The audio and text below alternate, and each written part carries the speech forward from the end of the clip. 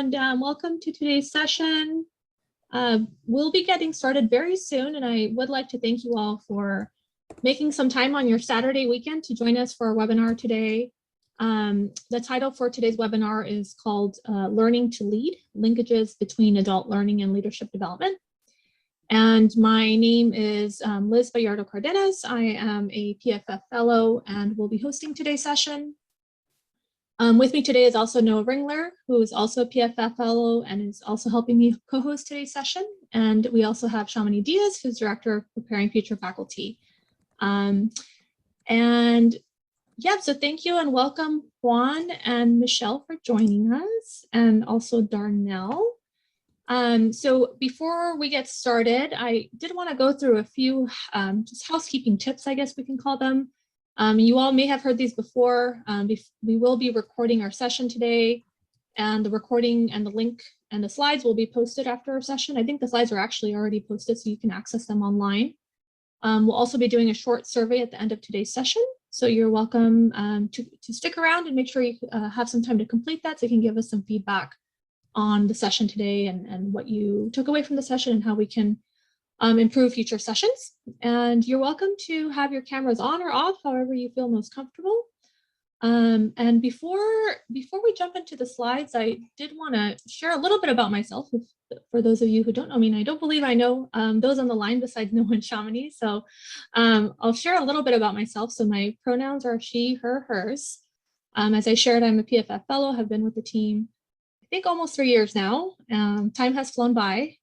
I'm also a doctoral student of the School of Community and Global Health with a concentration in DRPH in Leadership and Management. I'm also Assistant Director of Leadership Equity at the California Primary Care Association, and this is a statewide organization that provides professional development and training and education for healthcare professionals.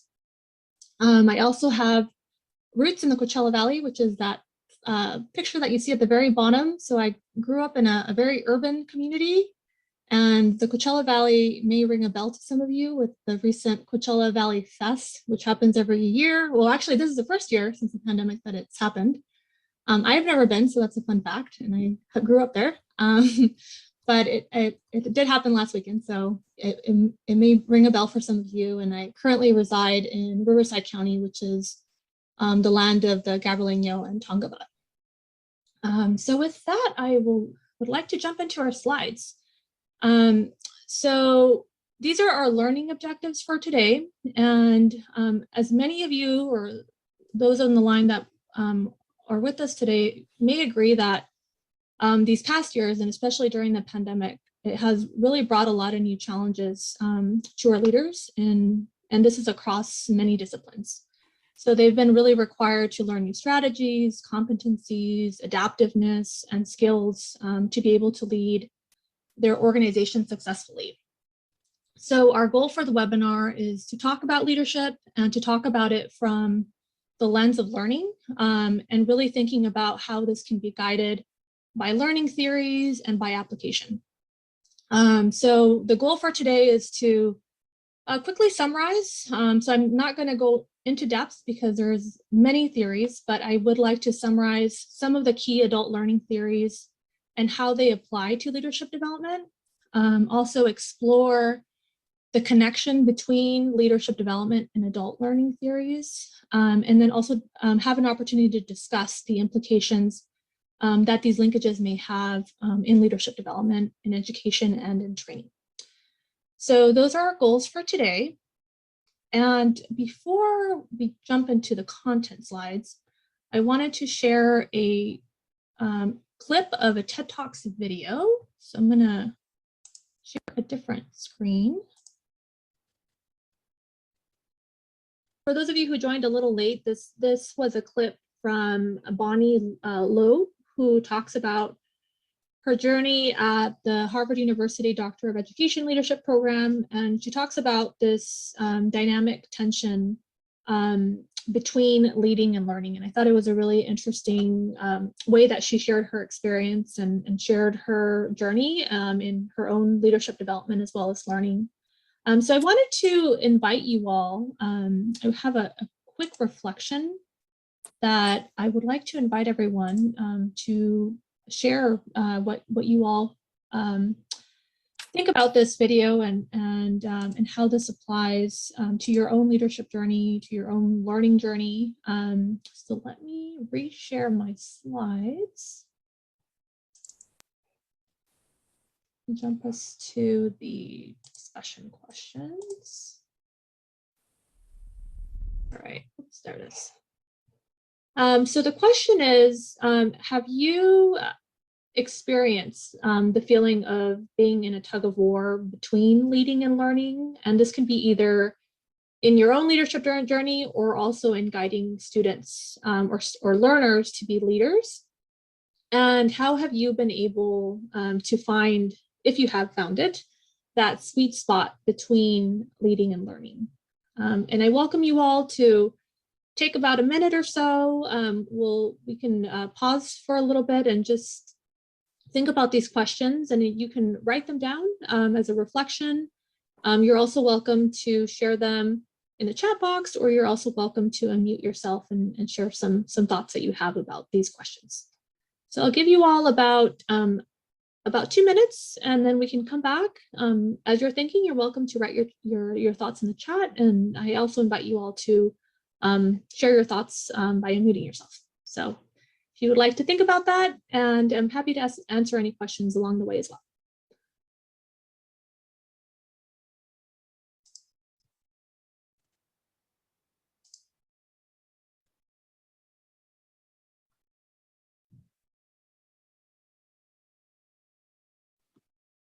I'd like to contribute. I actually am not in higher ed and haven't been in higher ed, so I haven't had the opportunity to have a leadership role yet. However, as a student at Cal State Long Beach, back in, I want to say like 2007, there was a lot of learning that I was doing within K through 12 and higher ed. And I noticed a lot of disparities for a lot of men of color. And one of the organizations on campus that's female-led, that's Latina female-led, hosts a Latina conference every year. And I wanted to do the same thing for Latino men. And I started talking to a lot of faculty and staff. And from that conversation, it snowballed into an actual organization a few years later.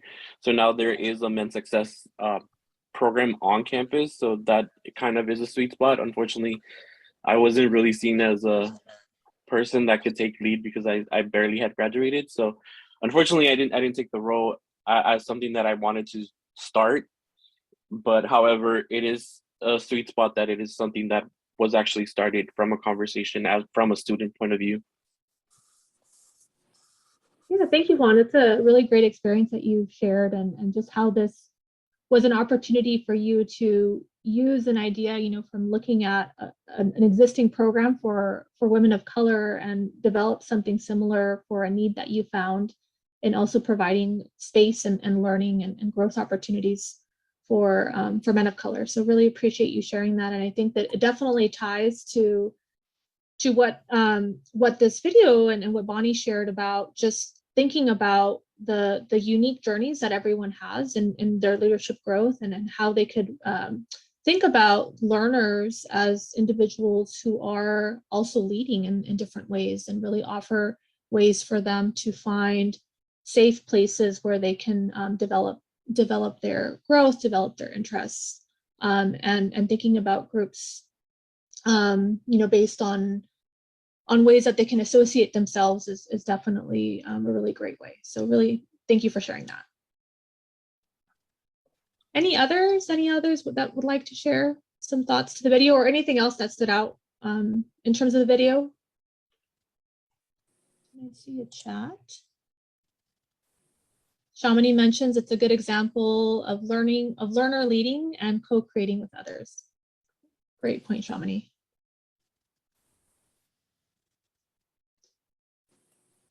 Any others would like to share? We will be coming back to this video, so if you're still kind of digesting some of this information, if we have some time, I loved her whole TED Talks, so I did want to go back to that video and share another portion of it. So I'll I'll pause for another minute in case anyone has any other thoughts. If not, we'll continue with their slides.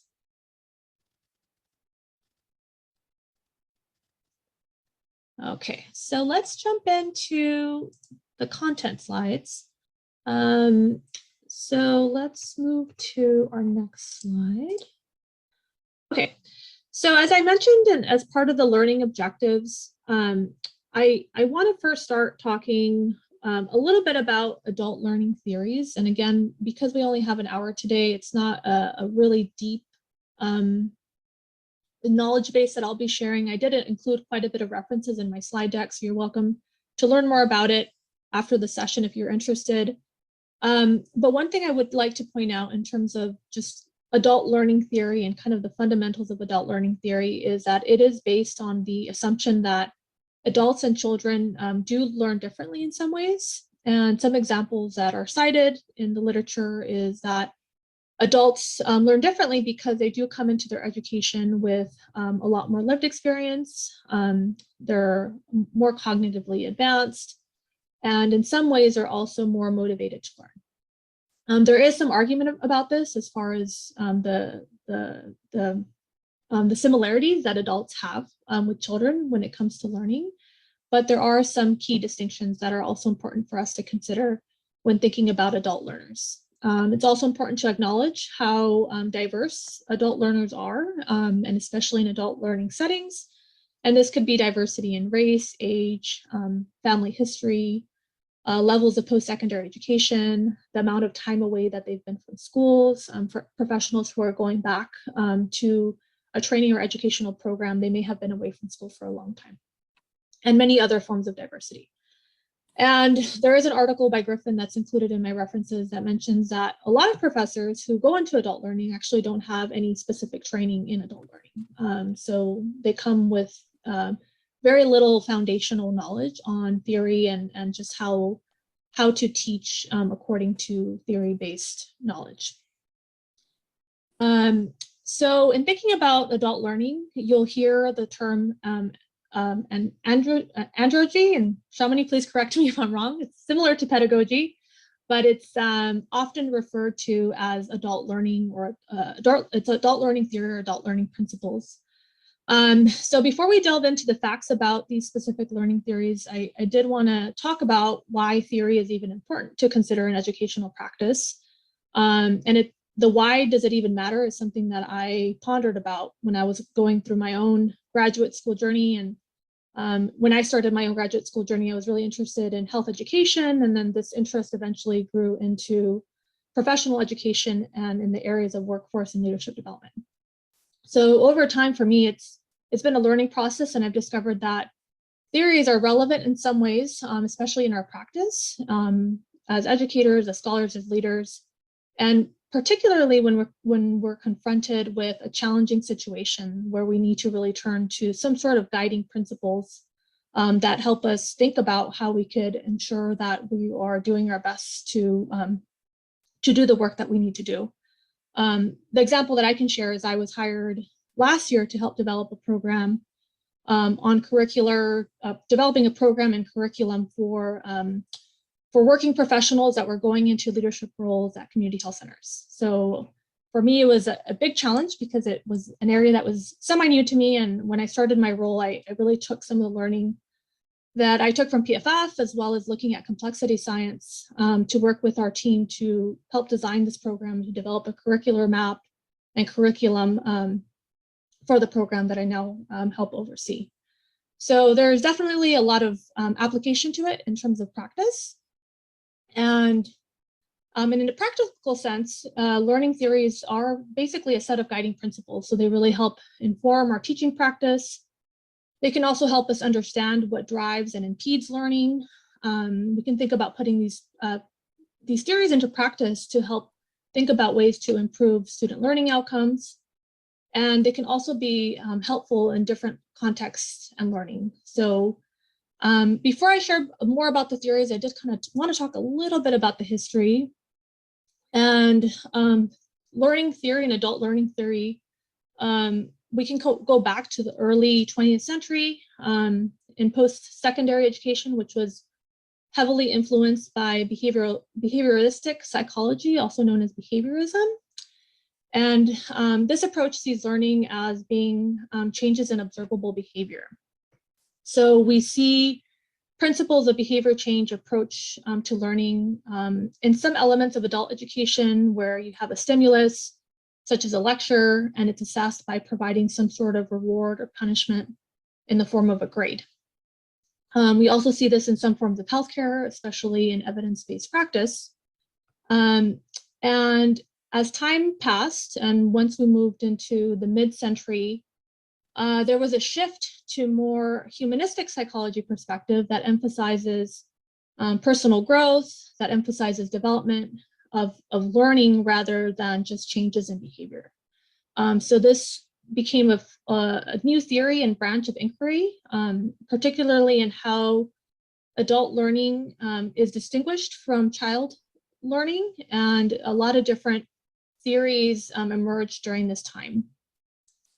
So we can talk about this for a long time, but to share a little bit more about this, these theories evolved into androgyny, self-directed learning, transformative learning, a lot of different theories around transdisciplinary learning, as well as cognitivism, constructivism, experiential learning, and reflective learning and reflective practice. And one of the most well-known individuals who has worked on androgyny and kind of goes back to this time is Malcolm Knowles, who shared some assumptions about adult learning and some characteristics that we find in the needs for adult learners. So these are summarized in new literature as 5 assumptions and 4 principles that we can go into further detail in the next slides. But just to share a quick kind of overview of this, the 5 assumptions that you can see here on your screen is that adult learners do come with come with more self-direction, also known as self-concept. They come with experience. They come with a readiness to learn, and we'll talk a little bit more about that.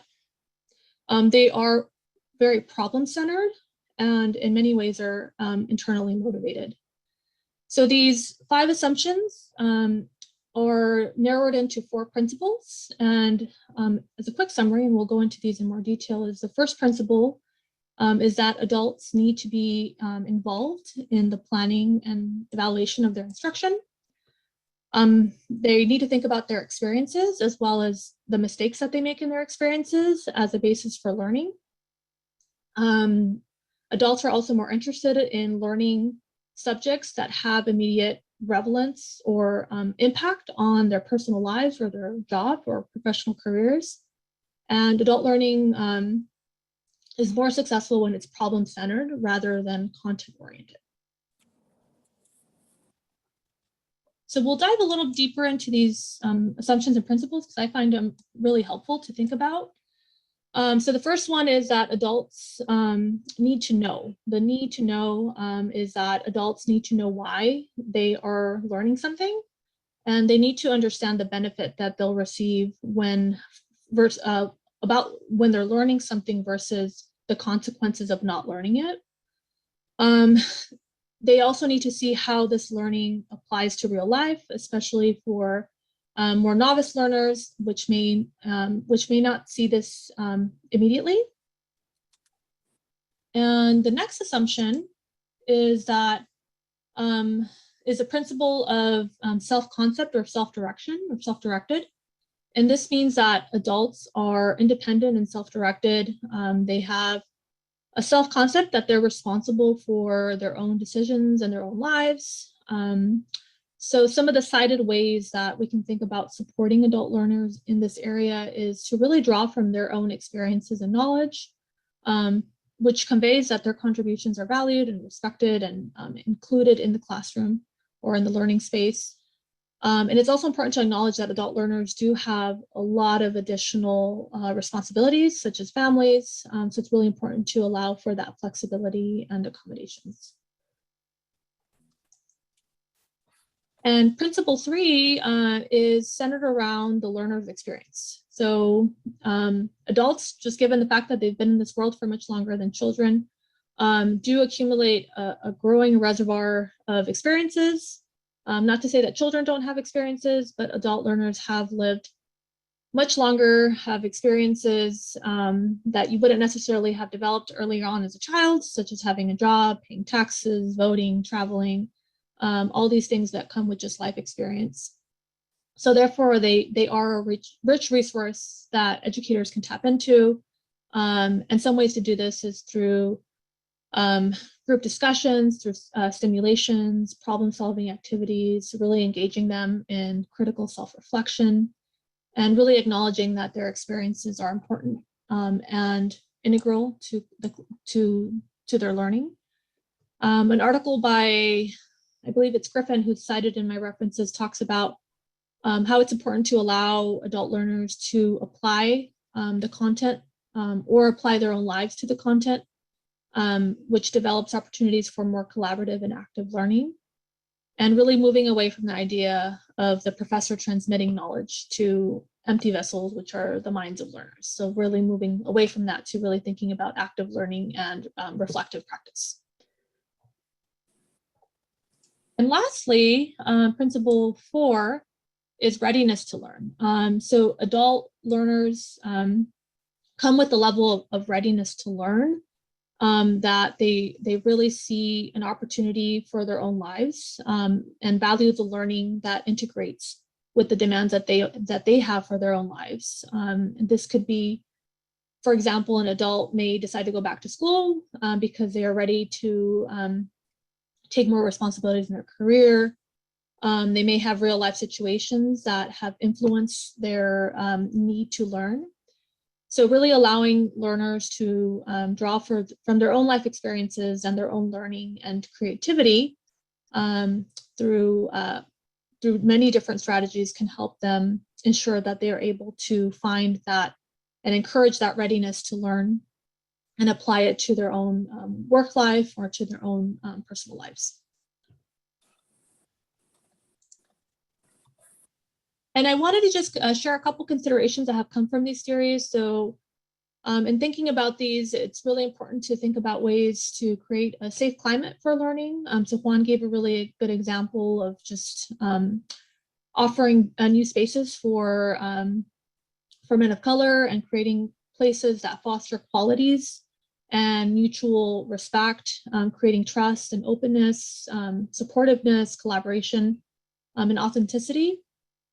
Really involving adult learners in their planning and curricular content, and really thinking about ways to allow learners to diagnose their own needs, to really understand how they can formulate their own learning objectives, which is part of the self-directed learning theory, involving learners in designing specific parts of lesson plans or resources which can support their internal motivation, and involving learners in evaluating their own learning through critical reflection, self-assessment, and also peer assessment. So these are some considerations that we can think about. And now I wanted to, so that kind of gives you all just a quick kind of synopsis of some of the theories and ways that we can think about this in terms of adult learning. The second half of the session is really thinking about how this applies to leadership development and really thinking about how adult learning and leadership development are connected.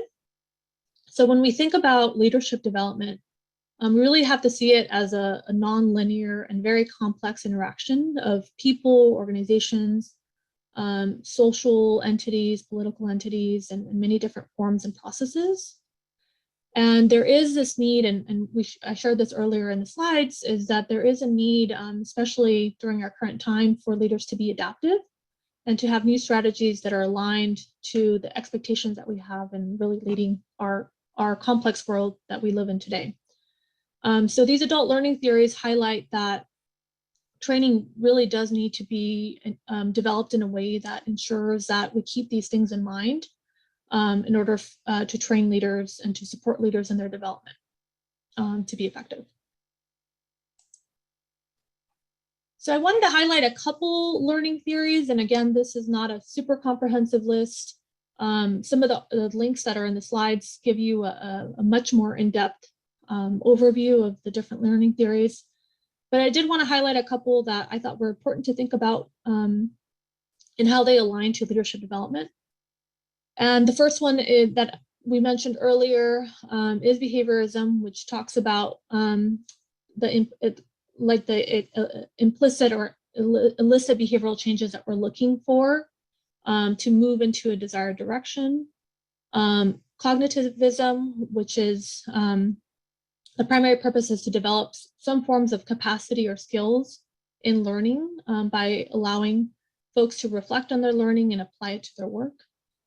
Constructivism, which is focused on the construction of reality and how individuals make of their learning experiences.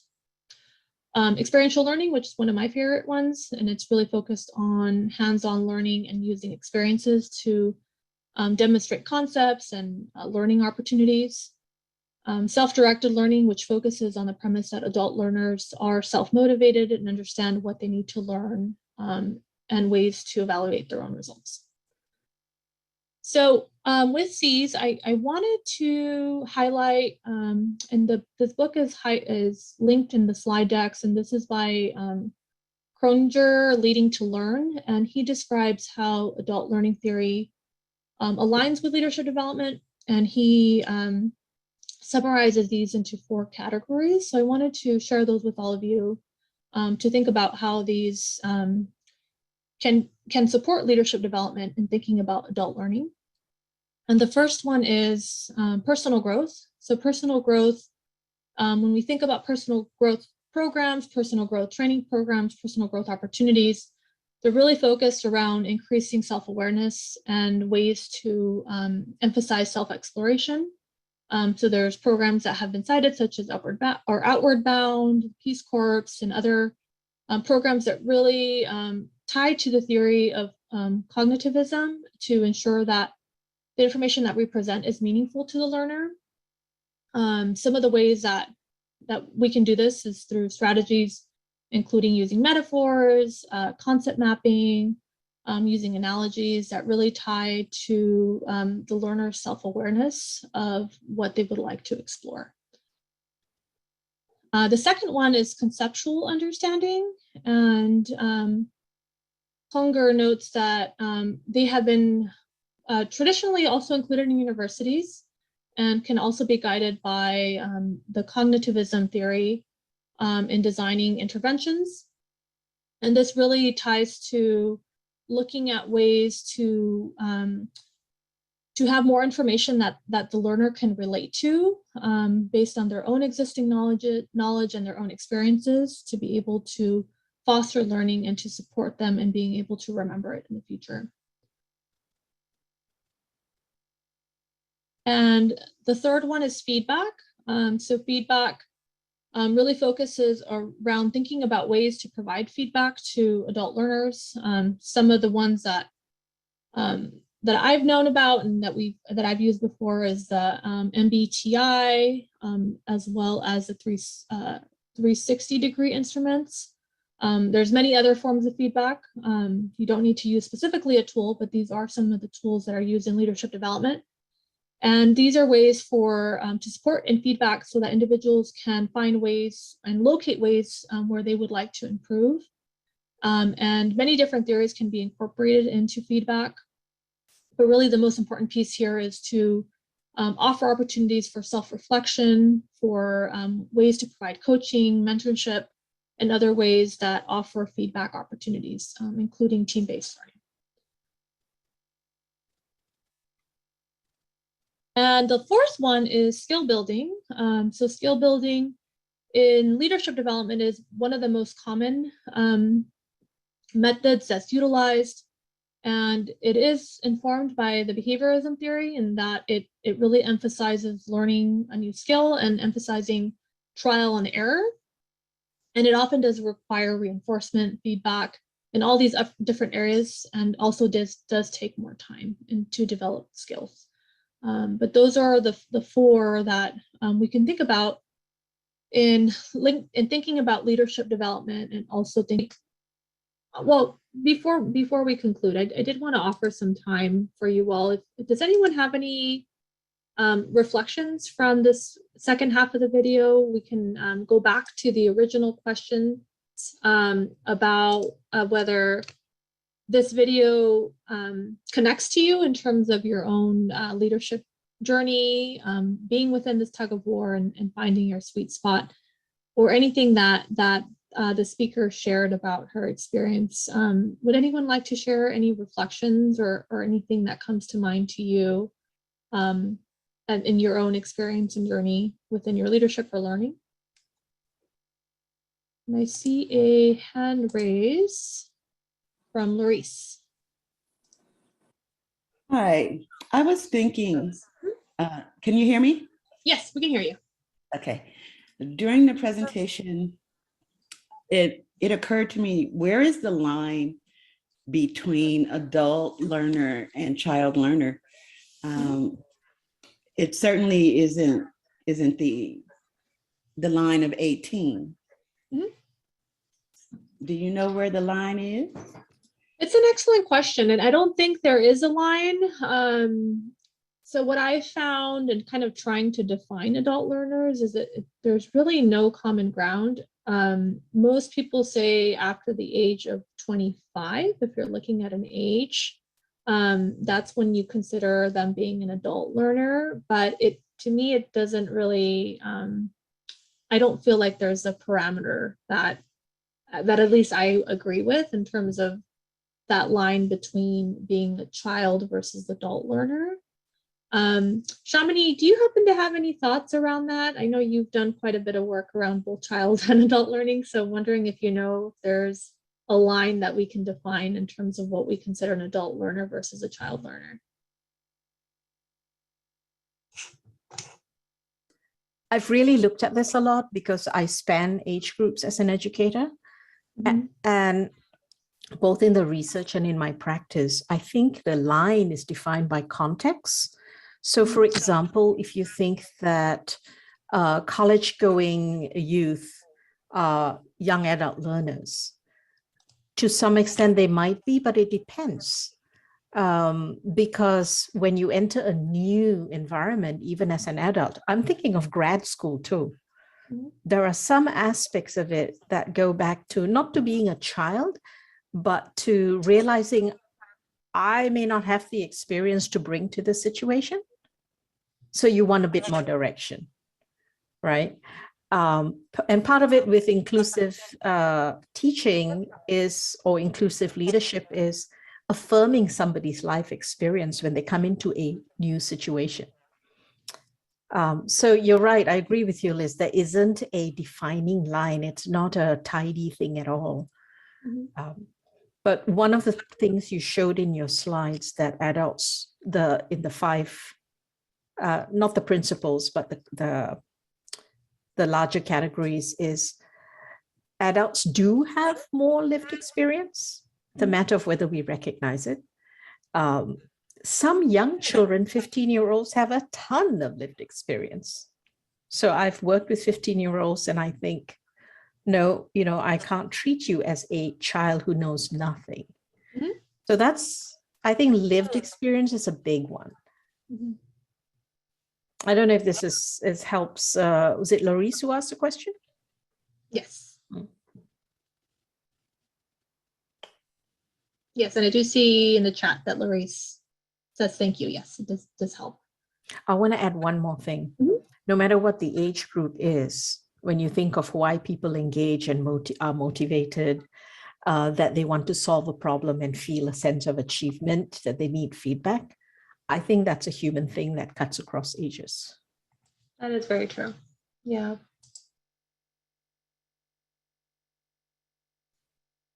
Yeah, thank you. Thank you, Shamini, for sharing that, and Larice for the question. Does anyone have any other thoughts or questions or reflections? We're going to conclude in just a minute, but did want to offer just an opportunity for you all to share and invite you all just to share your voice. If you have anything else you would like to share on the video or what was shared today. My name is Ben. Sorry I joined a little bit late. I really appreciate the class today, and I enjoyed one of the comments that the speaker mentioned at the very end. She said the future of the organization is the growth of its people. And to me, when people are growing, when people feel like they're productive and they're developing, they're very motivated, and that provides a tremendous culture to live in. In the organization that I work in, it's a sales organization, and it's very easy for that organization to force rank everyone and to create a potentially toxic environment. And somehow the culture of my organization is not toxic. It's actually very supportive. And as I transition and as I learn about teaching, I imagine sometimes how I can be looking at what other people's needs are, where they want to grow and develop, so that their motivation stays high. So I just thought that was really well said. Understate, sure. Yeah, thank you, Ben, for sharing that. I completely agree with you. And it's actually the area that I'm always really fascinated by is organizational learning and professional development, because I do think there's just so much opportunity in really investing in people to really make an organization thrive and just be a happy place to work professionally. So I do think that you make a lot of really good points in sharing your own experience and also highlighting kind of what was in the video about just ways that we can really think about organizational growth being aligned to professional growth, right? So if you grow the individuals that are within your organization will also grow and be supported by the individuals that are working in the organization. So really happy to hear that you work in that work environment. I share the same experience in my organization, and I think that it's always great to have organizations that really understand the importance of the experiences that individuals bring to the table and are inclusive of their experiences and really bring in their voices to ensure that that's incorporated in the culture and vision of the organization. So thank you for sharing that. It's great points. Any other comments or reactions to what Ben or Shamini have shared?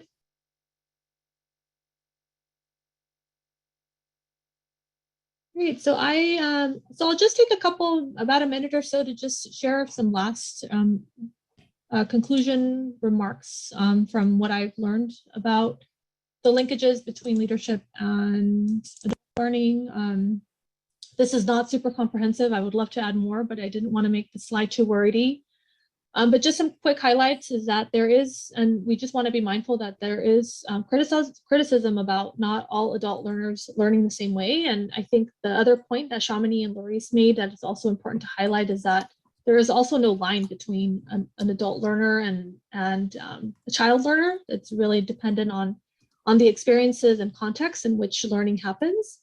So I do think that is a criticism that I have as well of kind of the distinction between andragogy and pedagogy is that to me there's a lot of similarities, and kind of carving them out can be helpful, but it also does offer opportunities to think about this fluidly.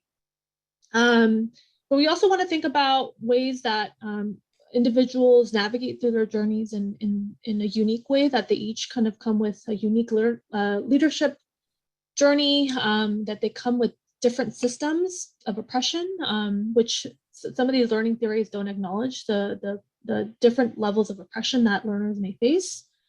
And it's also important to be mindful that there isn't no unified learning theory, but you can use a combination of different learning theories that best fit the needs and context of either your organization or your goals in education. So overall, incorporating theory principles can support adult learning, it can support leadership development, and it can really help implement interventions and learning opportunities that are truly transformative for learners.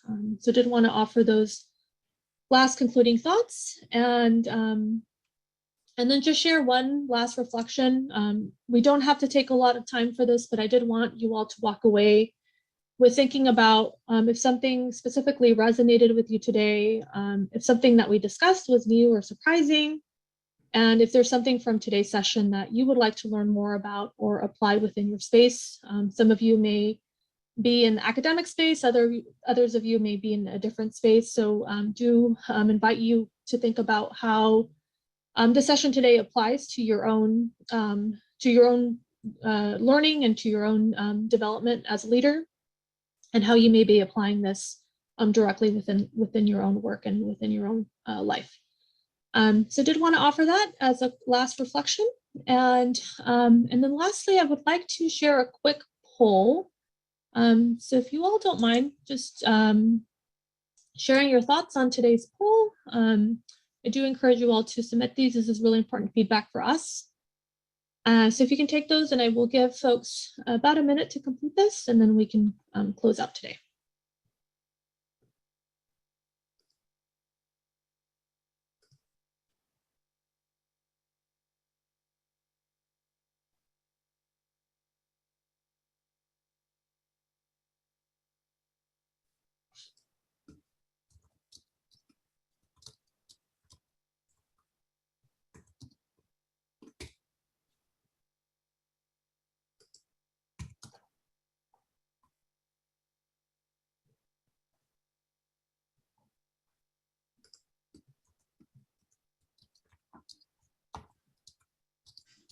All right, I'll give folks, does anyone need more time?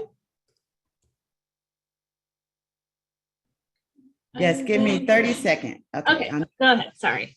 It's hard to gauge who hasn't taken it yet. Okay, I'm done. Thank you. All right, so I'm gonna end the poll now. Does anyone need any more time? All right, so let's end the poll. All right, thank you for completing that. And it is 1 o'clock officially. If you would like to stick around, just to have a couple quick announcements. If you don't know, you can make an appointment with us. You're welcome to make an appointment to talk about this topic further with me, or to talk about anything else that you would like to discuss, including your diversity statement, your teaching philosophy statement, just teaching opportunities that you would like to think about with us. You are welcome to make an appointment with us here on our website. We also have a LinkedIn page. If you are using LinkedIn, we do encourage and welcome you all to join our ethical pedagogy community.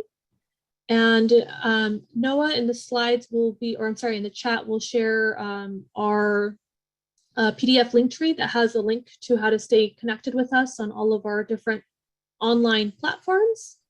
And as I mentioned earlier, we do have a couple different online resources that are tied to this slide. So if you would like to learn more about adult learning and leadership development, I do welcome you all to take a look at these resources that I have listed here.